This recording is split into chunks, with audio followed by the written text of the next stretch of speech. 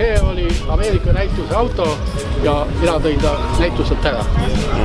Ja ma tahtsin nii, et nagu jutt oli, teie asi on tankida ja sõita. Selle hind on 31 tonni, aga auto oma hind USA-s oli $19,500. 8 V 7,5 liitrit.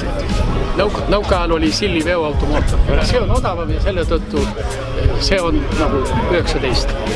Seda ma ei ole suutnud veel katsetada. See tuli jõuludeks, talvel ma ei sõida, aga ma testin, aga sõidab täpselt sama hästi. Mina olen rahulik sõidumees ja sain siis 100 kilomeetrit 13. See ei ole hull.